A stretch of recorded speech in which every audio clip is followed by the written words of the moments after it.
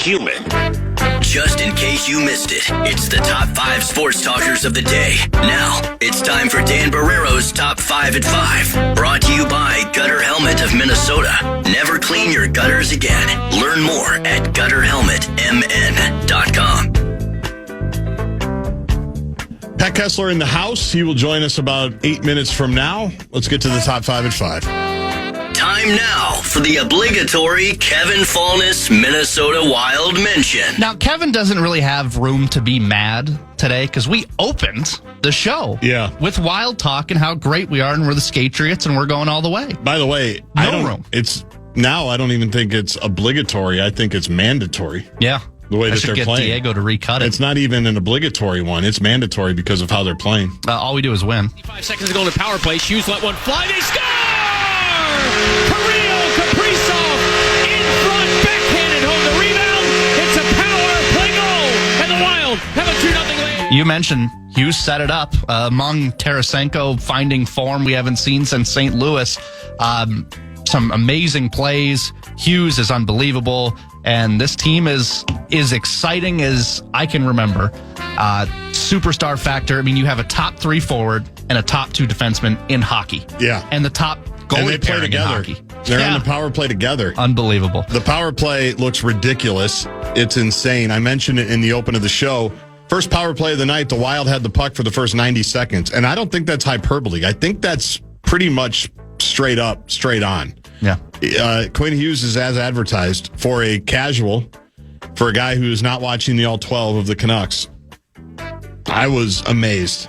I was amazed at how he controls everything. It's like having another forward. Yeah. It's like having a forward that also plays defense and also runs point on like everything. And the goal that you just played, I know Kirill gets it. Hughes got the assist on it. He should get like 3 assists on it because he did everything. Mm-hmm. He kept it at the line. He shuffled around the line. He fired the shot at the perfect time. Almost broke Eriksson Ek's ribs with the shot, but he probably even knew if I go here, it's gonna hit the pad. No problem. It's all calculated. Yeah, nothing is accidental. There are no coincidences with Quinn Hughes. It was last night. I said it. I was at the game. Oh, good for me. I can't go full playoff atmosphere. Pretty damn close. And on Tuesday, December 16th, to have a vibe in that building like that, it's only going to go up from here. It was, it's awesome. That's all I can say. It's awesome. The Wild skate out to a 5-0 win over the Capitals. Typically, Ovi is good for like a hat trick every time he comes to Minnesota. Yeah. Not so much this year. They play the Blue Jackets in Columbus. So that's tomorrow at 6. My 9-year-old who I went to the game with, did I say this on the air? He didn't believe me that Alex Ovechkin was the leader, the all-time leader in goals, because he watched the game. And Ovi's 52 years old now, and his best days are probably behind him. Gray. He is gray. He's gray, and as he should be. He's old, and he's been around forever. But he definitely questioned my hockey bona fides when I was pumping his tires and telling him, "Look, this guy just broke Wayne Gretzky's record. He's one of the all-time greats."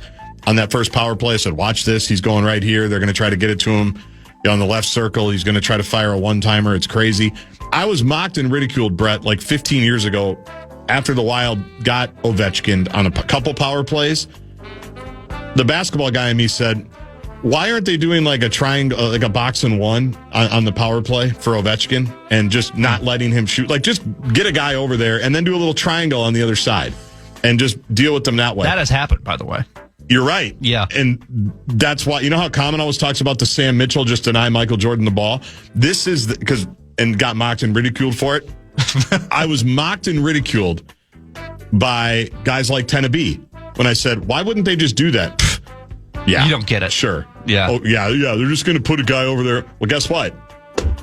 They did. That's what they started to do. Because why would you let him just sit in the spot that he wants to and beat you? And I know they had other good players at the time, but just I'm not letting them, especially if it's like a close game and it's third period. Yeah. Why am I just going to let them do what they want to do? I was mocked, I was ridiculed, and funny. A couple of years later, the NHL finally caught on. You had the esoteric approach to killing penalties. Oh, some people just understand the game. Exactly. Some people just understand sports. I do want to talk Wolves before we get to Pat Kessler. They haven't played since Sunday. They beat the Kings 117-103. They get the Grizzlies at home. That's today at 7. We'll be out at 6:30.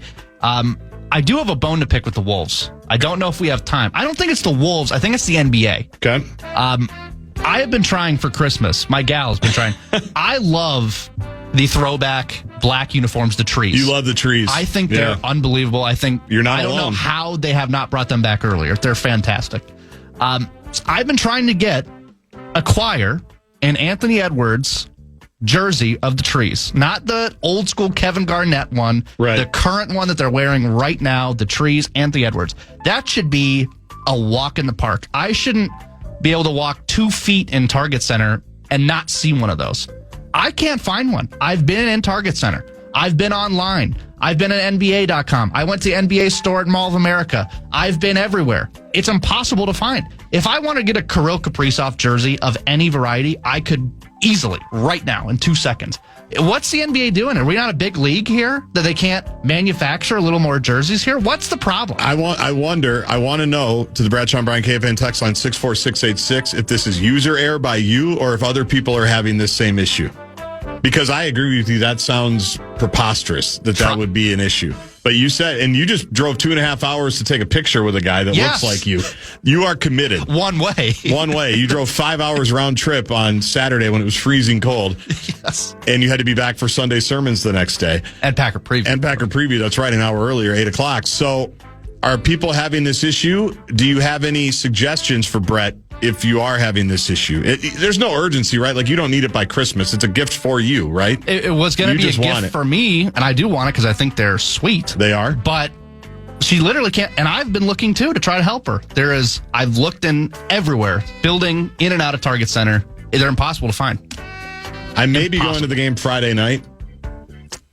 It's an 8:30. We'll see. It's Oklahoma City, which might put me in a bad place for the weekend because I just don't. I struggle with it. I struggle with OKC, as we all know. So I'll see if next Wolves game, if it's in the next few weeks, I'll take a look for you. Yeah, but I don't think it's a Wolves problem. I feel like it's above that. I don't want to feel like I'm ripping the Wolves. I want their jersey. Yeah, but somewhere, someone's not. We can make a little more uniforms. How's that? Right. Yeah, anyway. Right. All right. Well, if we can help Brett find the trees, the Anthony Edwards trees jersey, we will do that. Anything else you want to get to? No, we can get to Pat. I've got an NBA thing I want to get to at the end of the show that I'm confused by. So we will do that. We're here until 6:30 tonight, and Pat Kessler is joining us next segment. I've got an interesting exercise I want to go through with Kessie. We'll see if he's up for it when we return. I wish the American media would take a great look at the views of the people in Congress and find out, are they pro-America or anti-America? Pat Kessler. Because people have got to know whether or not their president's a crook. Well, I'm not a crook. I can't trust Obama. He's an Arab. Pat Kessler. Tear down this wall. I did nothing wrong at the Minneapolis airport. Senator, you're no Jack Kennedy. Pat Kessler. And now, to help Dan break down all the tough questions in politics, it's our own. He's all man. Political wonk. I feel like a supermodel, except like times 10. It's Channel 4's Pat Kessler with Dan Barreiro on the Fan. Do you endorse throwing wieners?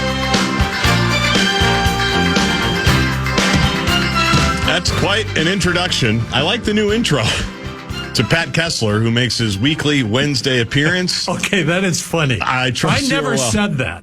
Well, AI, you can do some. That's the thing. We could AI Pat Kessler, and it wouldn't be as good as the real Pat Kessler. Okay, that was real. That was real, though, right? Do you endorse throwing wieners? Who are you talking about? I'm talking wieners. I don't know. It's all about the wieners. There's another good one. You know, I don't know. How am I supposed to know? No, I think we were talking about violence on the field where people throw. It was that whiskey bottle. Oh, you were talking about the Hail Mary. Yeah, game. the Hail Mary. Yeah, because Chuck Knobloch got the hot dogs thrown at him on Dollar Dog Night. Yeah, is that that's how it came up? Yeah, I was at that game. So I was at that game. Now quit that. Yep, I was there. I was sitting, I guess, third baseline, just off of left field where Knobloch was playing. I was a high school senior. The Twins had just started to play well. Sure. With the get to know him Twins, you know, in the TK era. Get to know him. And I remember a couple of my high school buddies said, "Hey, it's Dollar Dog Night at the Dome." I had never heard of such a thing. Why not? I said, "Why wouldn't we go down there? Absolutely. The Yankees are in town. Twins are playing well." I did not throw anything. I did not throw anything at Knobloch. But okay. No, I didn't. Go on. Well, if I threw it from where we were sitting, which was upper deck, they'd sign you. Well, it wouldn't have made. It would have hit a patron. It would have hit another fan. It wouldn't have hit Chuck Knobloch. Great to see you. How are you? I'm fantastic. How's the gift giving? I love my life. You should. You should. Everybody should have my problems. It's amazing what you consider a problem. Really is. What did you bring? You always come bearing gifts. You didn't have to bring. No. What did you bring me here? You didn't have to tell people this. Well, you're such a nice, thoughtful guy, and clearly you have time. Because what did you bring here? Well, to you and Brett Blakemore, I brought Christmas cookies that my daughter and I baked together over this last week. For a television special? Yeah, for baking with the Kesslers. Yeah. Crunk, Kessler. Or just to do, just to have some bonding. When it's 10 below zero. And what do? I mean, that's a great time to make cookies, right? Yeah. So there it is. And I got a whole bunch of different kinds. Some of them are experimental. Some of them are experimental? Yeah, sure. Okay, which ones are the experimental ones? The ones with the THC in them. I am feeling a little loopy because I had a couple of them during the break. There's just the sugar, filled with sugar. Yeah, so good. That's fantastic. So which one? So they're a little burned. That's fine. Some of them are a little hard, but yeah. But I just wanted to wish Brett and you, Justin, a very Merry Christmas. That's very nice. From my family to you. And in this new year, I'm going to make it a point to make our relationship better. I'm going to work on our relationship. You feel like it's been frayed? Yes, very much so. How about I called you on my way to the barn last week? You were very surprised when I called you. Yes, I was leaving. You were on your way. I'm the way in, yeah. But people don't know. We usually catch up for, basically 2 hours when you get here before Dan puts you on. We text and talk more than people know. I could tell you were very surprised that I called, but we had to break down the rate bowl. Well, I had it blocked, so I wasn't sure what number was calling me, but I understand. answered. Yeah, so we broke down the rate bowl. I'm kind of excited. You're going. I am going to the rate bowl. Finally, you're making a road trip. I've been waiting for you all year. Going to Italy, you're going to L.A. with the Vikes. All I do is road trips. Gosh, there were so many good road trips this year that you could have gone on. Yeah, that's true. So, yes, we are going to the Rate Bowl, leaving on Christmas Day. A little odd. I've never gone anywhere on Christmas. It's actually not that bad. Are the bars open on Christmas? Depends on where you go. Yeah. And if you know the right people. Yeah, right. And you know me, so you do. So we're heading down there. It's going to be fantastic. A game on the 26th. Looking forward to it.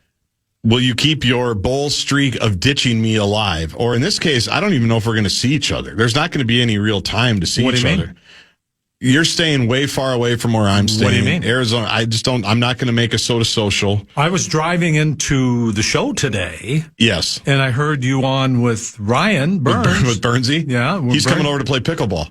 So he was invited over, I guess. Yeah, he's coming over to play. No big deal. Yeah, you missed the sign up. We'll be fine. You missed the sign up sheet. We'll be fine. Yeah. We are moving out of that place before you get there. We are leaving that place on Christmas. So pickleball is not an option for you, unfortunately. So it's going to be... Would you come over? If we extended the stay for one more day to this Airbnb that the entire Guardsy family is renting, parents, siblings... Oh, nice. All of it. Hope they're not listening right now. Really nice. I probably should have done a spoiler alert. Yeah. Hope they're not listening right now. I could get a bad text. Hopefully they're listening to their mom or music and not me. Yeah, sure. If we extended it an extra day, would you come over and play pickleball? No. Have you played pickleball? No. Would you have a drink by the pool? Yes. Okay. No. Got it. Can we try something before we get to your list? Oh, Lord. Here we go. I'm going to try something here. Well, this piqued my curiosity. It was a Wall Street Journal survey, and we can go to 42 this segment, I will right, play Brett? pickleball, by the way. I think we can go. We can go to 42. That was a bit. Okay, in case we need to. You'll come over and play pickleball? Yes. All right, the Wall Street Journal survey that has gotten some attention, I don't know if you've seen it, but it's a quiz. Do you know how to behave at work? Ooh, do you know how to behave at work? So I'm not going to look this up or anything. You're just going to quiz me cold. I've got it right here. It says, take our quiz to test your office etiquette skills. Oh. Now, you have not been in an office for a while. Nor has half the population, but go ahead. and you couldn't really call this an office either, right? But I get it. I've always said when all this ends, none of us are equipped. We have never been in an office. No, we're not equipped. I wasn't in an office for decades. Same. So, Same. I never really even had a job interview. What a life. I never had a job interview. Yeah. Where I had to sit down and really present myself. Why do you want this job? What are your skills? I showed up as an intern, which was a very low barrier of entry, and then just never left. What is your biggest fault? Right. And the answer is I care too much. Exactly. I think my biggest I work too hard. problem is I don't have good work-life balance. Yeah. I think I care too much. Work. Yeah. I'm too much of a perfectionist. Yeah.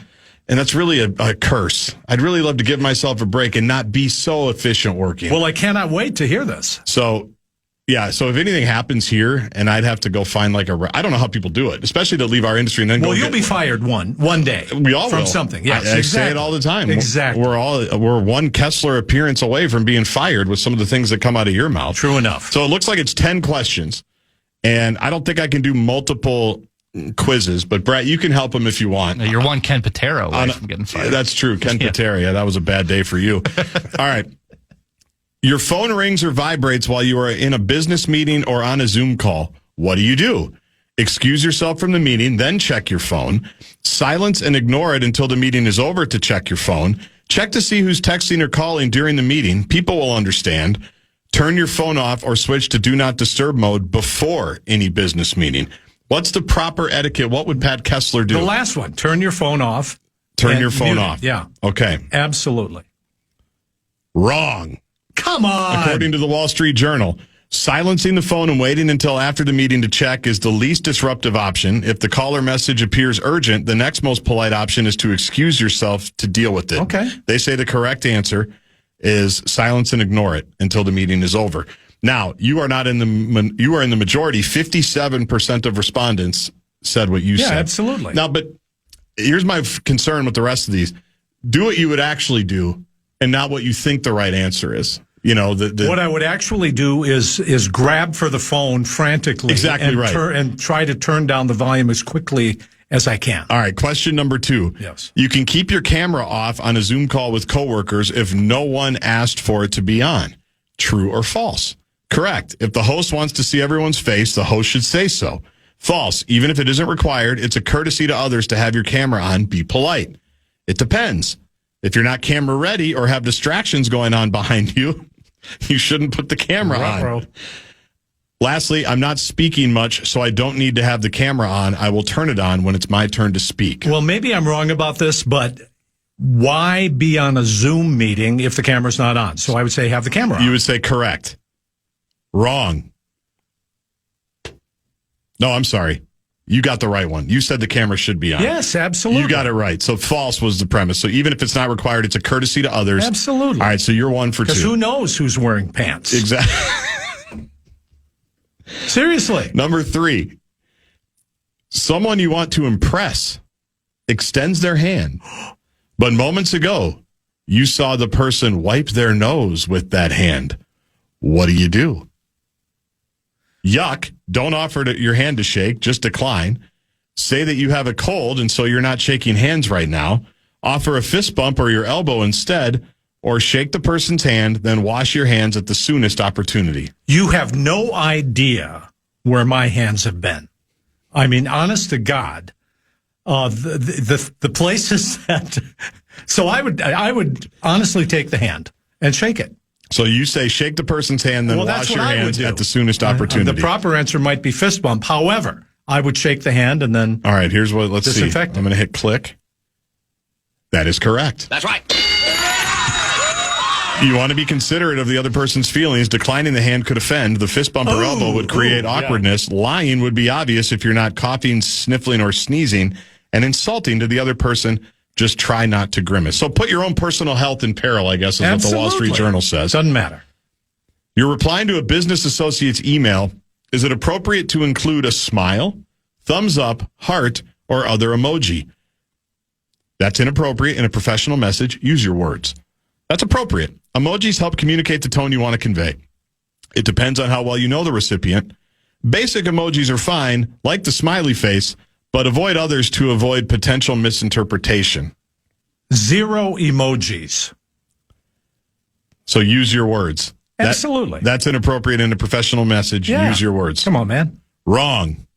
Oh, stop it. It depends on how well you know. Emoji in a business letter? It depends on how well you know the recipient. Emojis are best reserved for colleagues or contacts with whom you have the kind of relationship where you both feel comfortable sometimes being less formal. Outside of that, they can read as unprofessional or immature. Mm-hmm. I would agree with you. Well, you hope you know somebody well, yeah. But how do they feel? I do use emojis in business emails. Yeah, like I know with crying and yes, with our sales, laughing, crying, with a lot of our sales team, and then the crazy one. Yeah, and typically it's like I'm trying to think of an example of when I use the laughing emoji. It's typically to let them know that I'm kind of kidding, even though I'm probably annoyed by something that they're asking me to do. Like I get emojis from you all the time. Yeah, but we are tight, and I wouldn't call this business. Like middle finger emojis. They get a lot of GIFs too. Yeah, not appropriate. Your workplace does not have a strict dress code. Is it fine to wear sneakers, leggings, or jeans as long as they're styled nicely? Correct.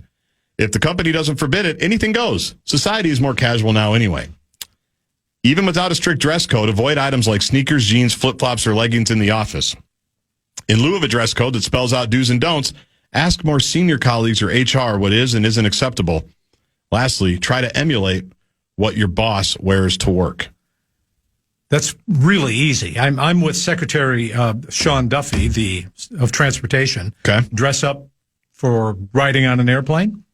Dress up when you go to work. I mean, it doesn't have to be a suit and tie. Just kind of, dress up a little bit. So even without a strict dress code, avoid items like sneakers, jeans, flip-flops, or leggings is what you say. Yes. That is wrong. Oh, stop it. That is not wrong. You're going to go against the Wall Street Journal, one of our finest newspapers and media empires. You're right about that. In lieu of a dress code that spells out do's and don'ts, ask more senior colleagues or HR what is and isn't acceptable. Why do you have to ask? I agree with you. I think this is... Okay, go ahead. Question 6. We've only got about 30 more. Jeez, oh, be so. We've got 4 more. That's the beauty of our industry, though. We can just wear pajamas and be totally fine. Yeah, there's we would not survive. I dressed up a little bit. You look great. I'm dressed up. We would not survive in a normal environment. There's no doubt about that. You're working from home. There's no need to dress up for Zoom calls with coworkers, right? Here are the answers. Correct. It would be different if you were meeting with clients or upper management. No. Things were more permissible during the pandemic, but those days are over. Dress professionally when hopping on the call. You can go back to wearing a T-shirt afterward. Ask the meeting host if there's a dress code for the call. Always dress professionally. Doesn't matter. I think the correct answer is going to be A. I think the correct answer is going to be... What is A? Ask the meeting host. If it's just with your coworkers and you're working from home... Well, who cares if you're wearing an Iron Maiden T-shirt? I'm looking at you two right here. So you're saying dress professionally when hopping on the call. And what is professional? I mean, just wear a shirt and pants, a nice pants. All right, Kessler says dress professionally. You are correct. And 84% of readers got it. Expectations for video meetings have risen since the days of seeing people in sweats from their couch.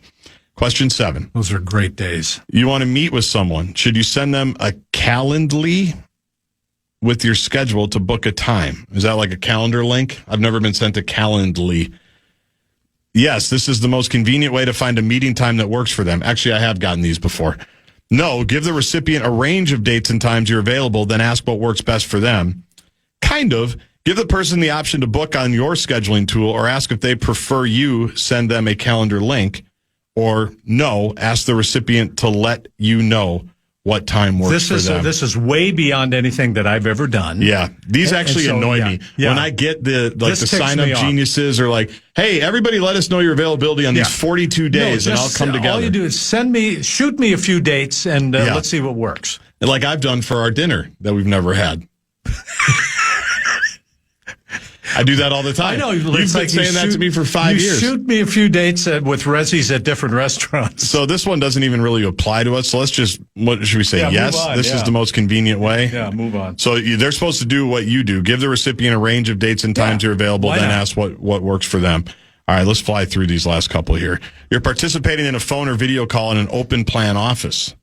The polite way is to apologize to nearby colleagues in advance. That gives them a chance to get up or put on headphones during the call. Keep your voice and the speaker volume low. Find a private area, such as a booth, to conduct the call. Take the call. Apologize to your neighboring coworkers afterward if you sense you were a bit loud. Okay, this is also easy. Have you ever stood next to somebody in the checkout line on All the time. cell phone? Every day. On speakerphone. All the time. On speaker. Sitting on an airplane, phone. sitting by the gate. Yeah. We've completely lost our minds Yelling, with phone etiquette. yeah, Yes. upset and... So you would say find a private area Absolutely. such as a booth. And we have those here. We have an open office. But I wish I had done that when I went to Italy and I called in. I was in the Delta Lounge and you did do that. I know the booth that you called from. Yeah. I saw you left your scarf. Yeah. I saw it when I was there later. Yes, that is the correct answer. Find a private area. All right, 2 more. At a networking event, you'd like a drink or beverage, but also want to be able to shake hands.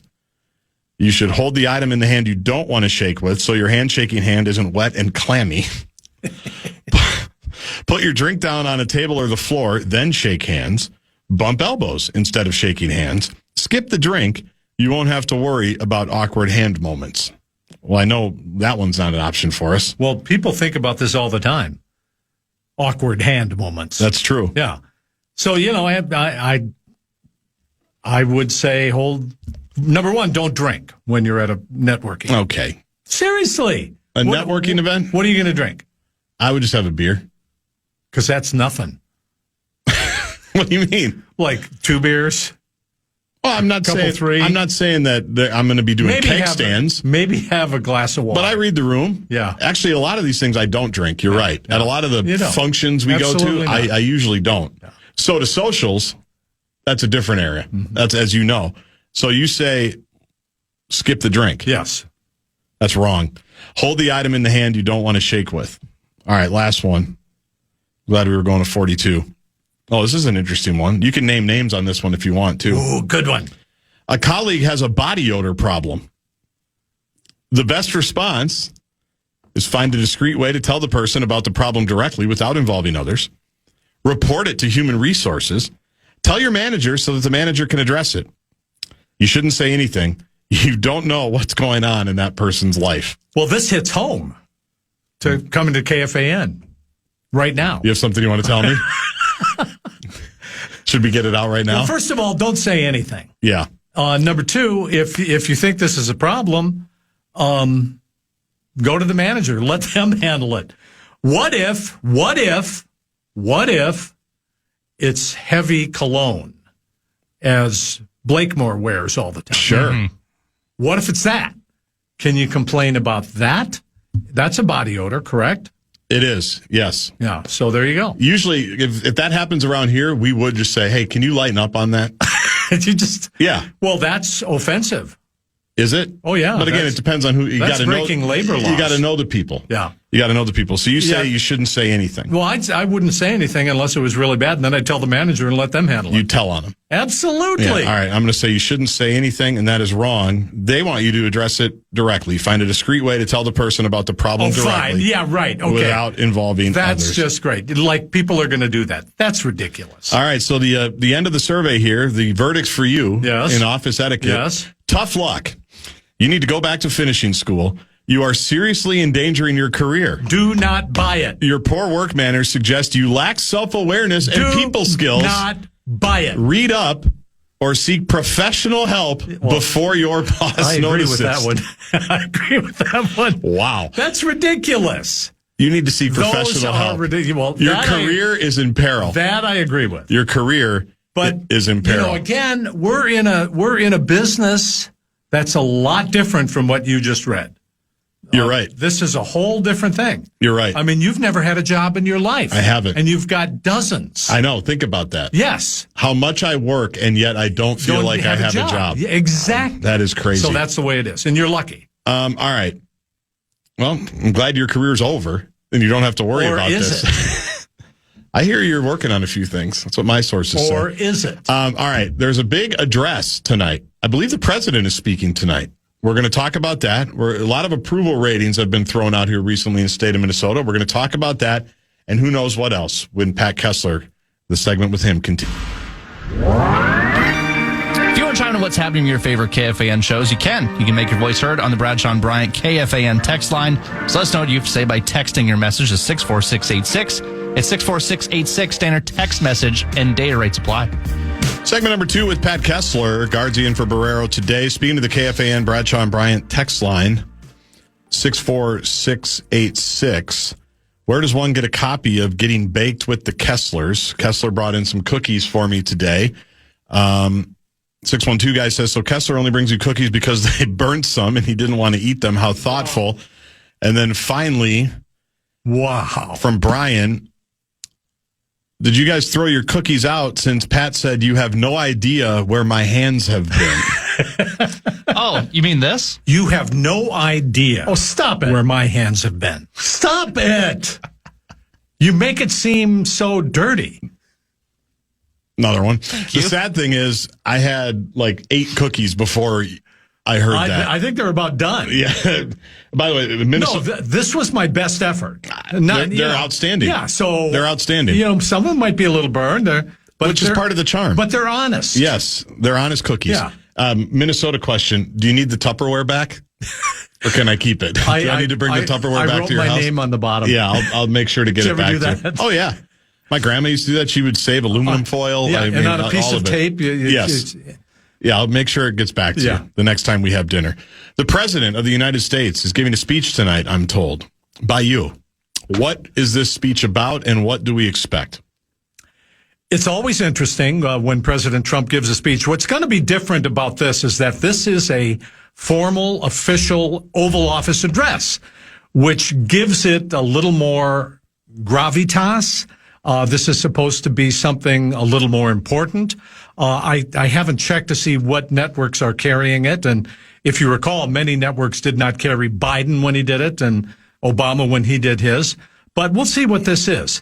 I think on the one hand, the president is going to highlight some of the accomplishments of this past year. Okay. And then, so it's like an end of the year address, basically. Well, it is, but he's in the middle of an affordability crisis, an economic crisis, things crashing all around us. And so the big question is, will he address some of these enormous issues facing families this holiday season, whose prices have gone up, not down, as he had promised? And let's see if he does something with that.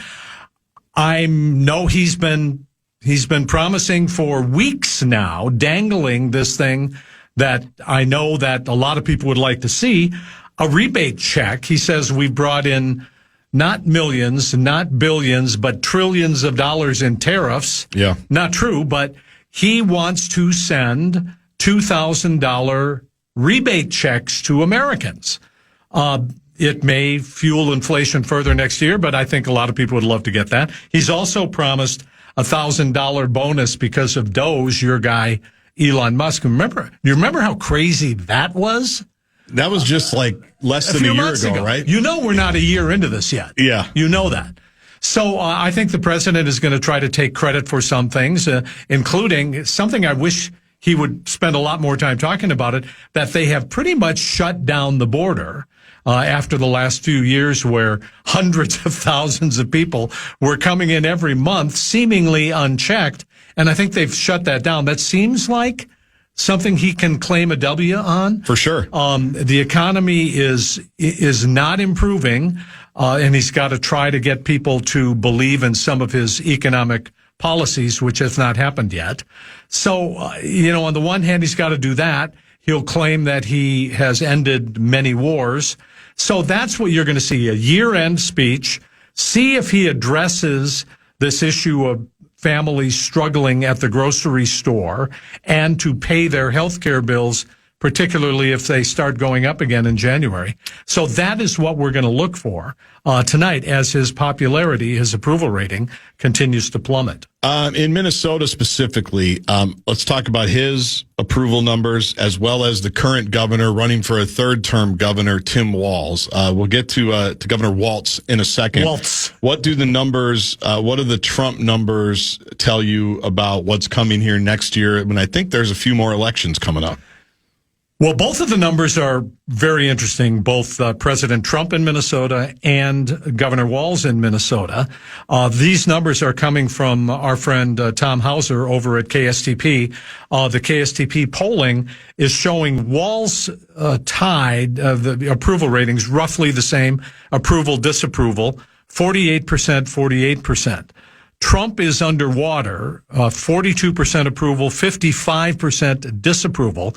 And I mentioned those first because they have an effect on what might happen next year. If President Trump remains popular or unpopular in Minnesota, and he has for a decade, he's never won Minnesota, this could be a terrible place for Minnesota Republicans to be in during these very, very, very important elections next year for the U.S. Senate and for governor. So Democrats are going to turn out more people. That's just the way it is. A lot more people than they did before. There is a motivation for Democrats, so that is going to hurt the Republicans and President Trump in general. However,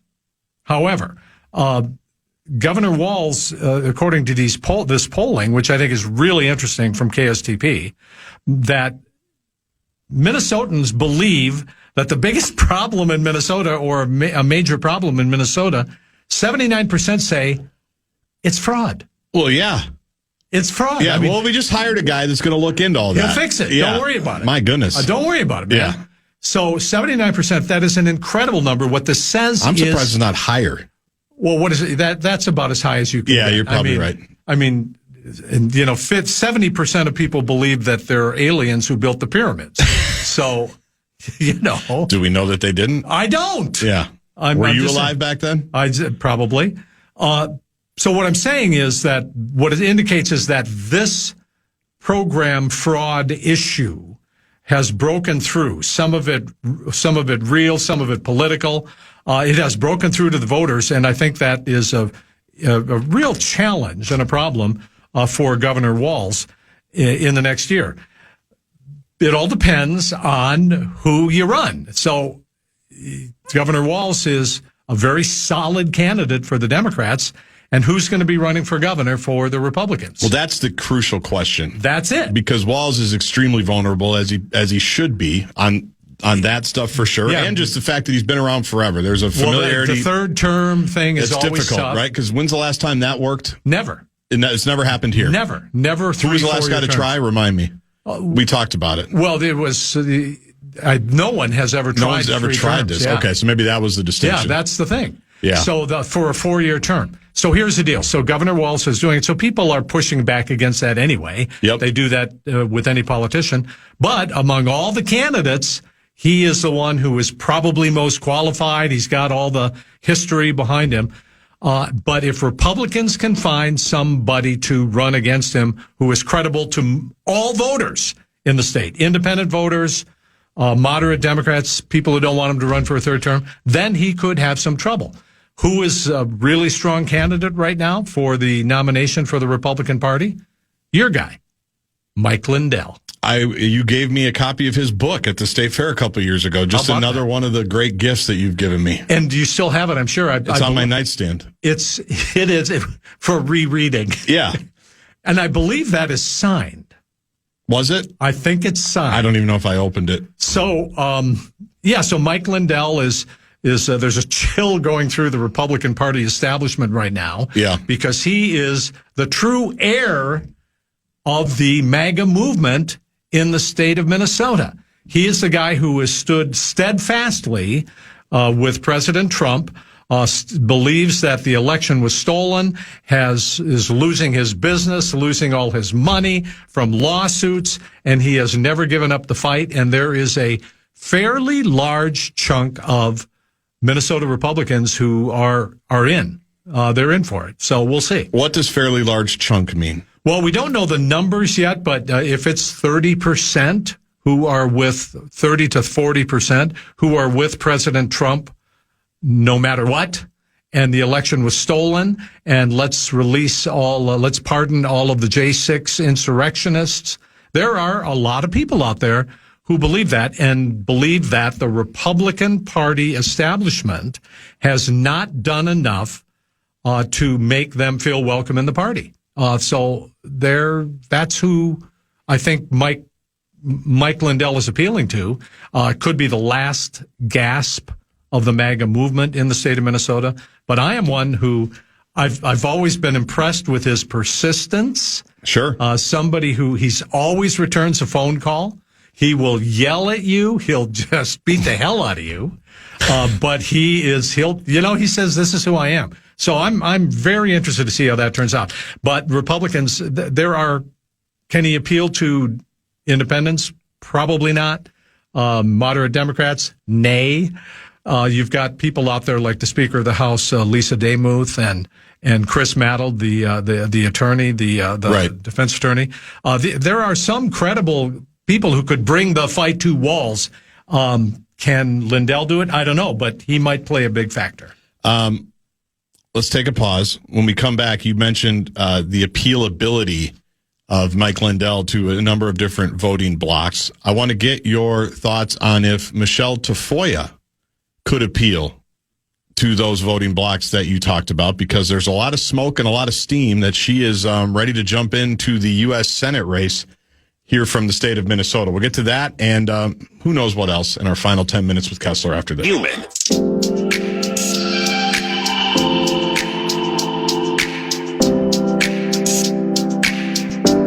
Join the fans Nordo this Sunday, Gray's Food Hall for a Purple Watch Party. Kick off just after noon as Minnesota takes on New York. Great food, cold drinks, and your chance to win prizes every quarter. Don't miss out this Sunday, Gray's Food Hall. Full details, KFAN.com, keyword calendar.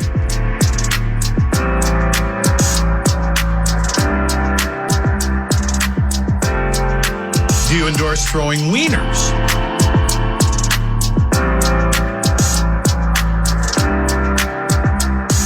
You are so stupid. You should be embarrassed even to ask that question.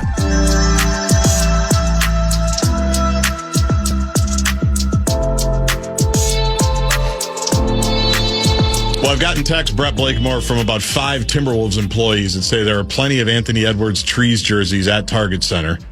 I went to several shops in Target Center. Didn't see them. Well, I just got a picture. Maybe the kid ones. I got a picture of racks upon racks upon racks. So they will be available. Yeah, they're bringing them in on rolling racks. Yes, they're That's well how many aware there are. People are looking. We got some That was text. the goal of the rant, too. Exactly, to find out where you can get them. Yes. So job well done.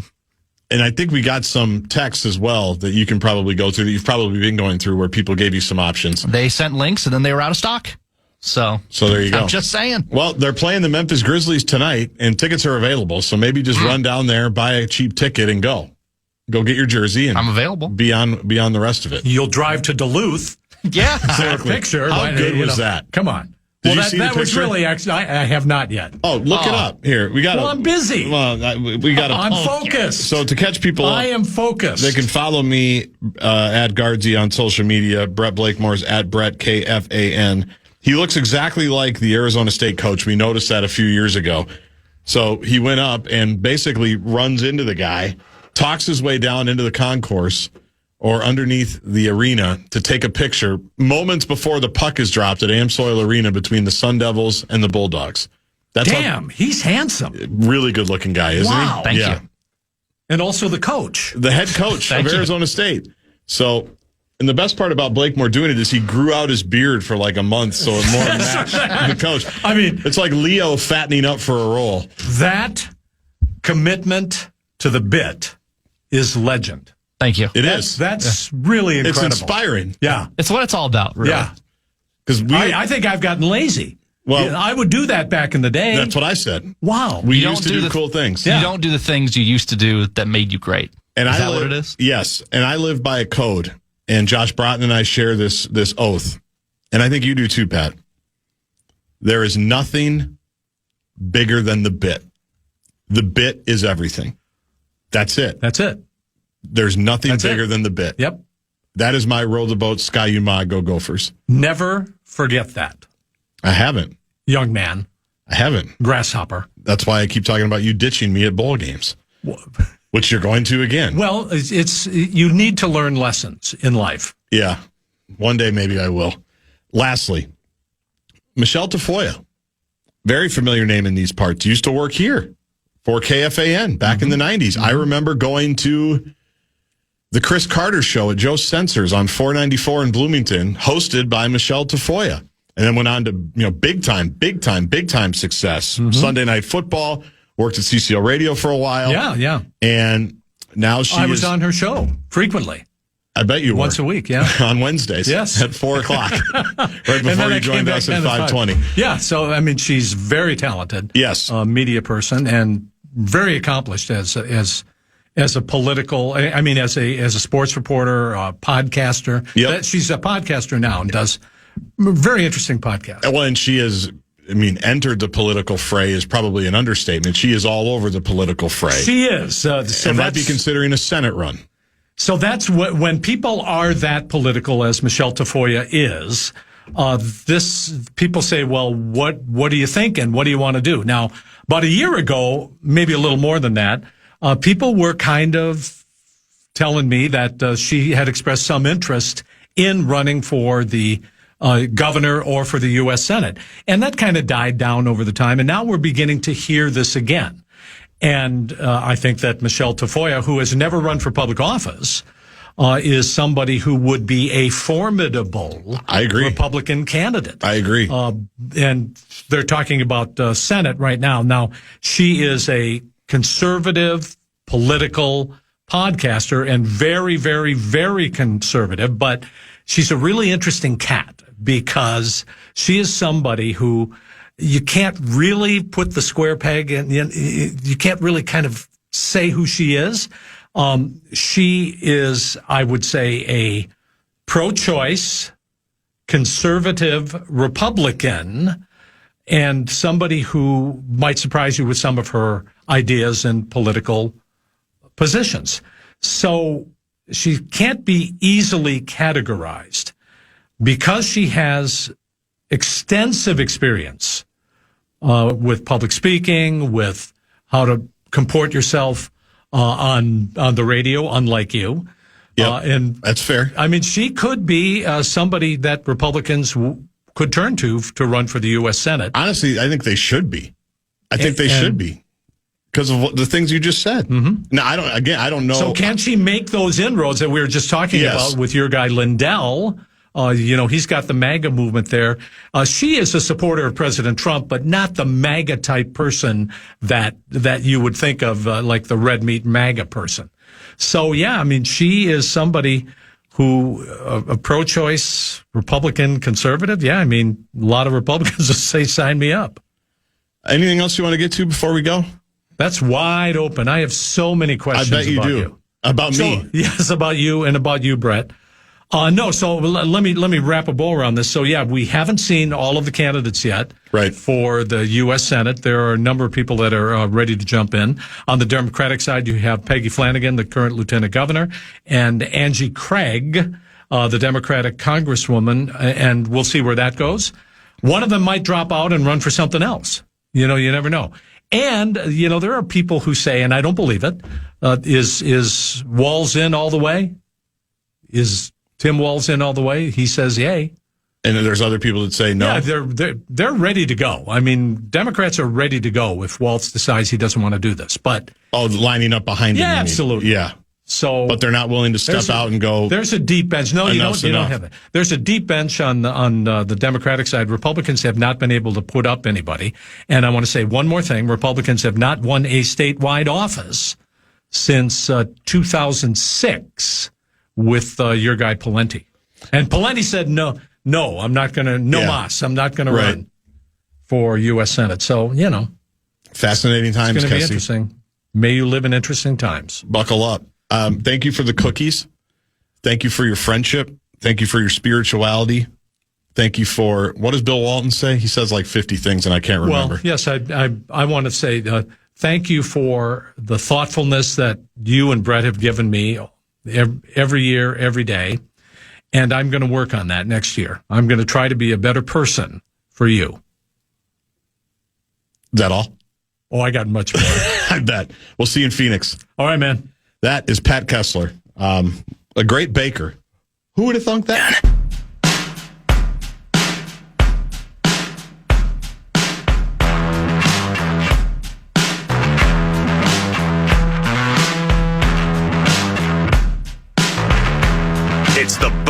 bumper show wrap. It is brought to you by American Pressure, commercial-grade pressure washer since 1975. Appreciate everybody that joined today. That includes my buddy Jace Frederick from the Pioneer Press. Talked about the Wolves. They play the Grizzlies coming up a little bit later tonight right here on The Fan. Ryan Burns from GopherIllustrated.com jumped in studio for about 45 minutes or so, maybe an hour. And we actually talked Twins for the first 10, 15 minutes because he is a huge Twins fan. If you couldn't pick that up, Brett Blakemore, to the news that there's a new Pohlad in town. It's Tom Pohlad, who I don't think I'd ever heard of until today, but now he is running things. He is the new Pohlad in charge. Joe, no longer, which can't be fun right before the holidays. We were asking for no Pohlads to run the Twins, and instead of selling the team, they just give us a different Pohlad. But we got Tom, and then Pat Kessler just jumped in here as well. I got a couple texts I want to get to before we are done here, but the last thing I want to bring up, it's about the NBA. And what's one of the big criticisms of the NBA, Brett Blakemore? What do we hear all the time about during the season about NBA games? 2 words: load management. Load management, that's one of them. But the feeling that guys aren't that invested, they're not that interesting. No defense. Interested. We always hear guys don't even try. You get the Tuesday night in Minneapolis cliche, Tuesday night in Milwaukee. Guys aren't playing. So it does go into this. And so I have to laugh that on one hand, we get mad when players aren't trying and they're not playing hard and they're not playing defense. And that's one of the main criticisms. We get it every time we talk NBA to the Bradshaw and Brian KFAN text line 64686. Can't watch it. It's unwatchable. The guys don't even try. They don't care. They don't play any defense. And then all I'm seeing today is people ripping the Knicks for how they celebrated the NBA Cup title last night. And how they, and even just how the games were covered. The NBA Cup has been awesome. It's been an awesome addition to the season because it has increased the competitiveness in games that the whole point was, we hear you. We hear that sometimes in November and December, it's not the most interesting for people. So what are we going to do?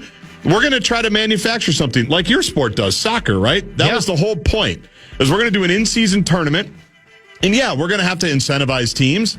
I think everybody that won last night for the Knicks gets $500,000. Cat's donating his to the Dominican Republic. He's just donating it to charities there. The Spurs got $200,000 for making the finals. It just, people crack me up that they're saying this isn't even a big deal. Why should anybody care about it?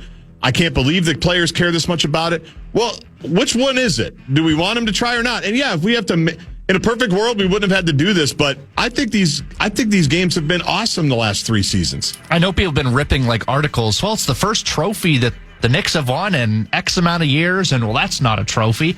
In my sport, in soccer, do you think they're throwing a parade for a English Football League Cup, even though it's just a tournament and it's not the Premier League? Of course, it's a trophy. That's acted as valuable currency just as much as winning the league. Well, maybe not just as much, but valuable currency that people celebrate. It's something. So, and I think it just comes with time because they've been doing like a FA Cup for hundreds of years. So I just think it'll come with time. It seems so foreign. It literally is foreign. But I agree with you. Celebrate it. Let's make it a thing. I don't even care. To me, it's not even like, and the Knicks even said we're not going to hang a banner. They should. But I don't really care about the banner one way or the other. To me, it's whatever. Hang one if you want. The Lynx hung a Commissioner Cup banner. They have one at Target Center. I think the Lakers hung a banner for they won the inaugural NBA Cup.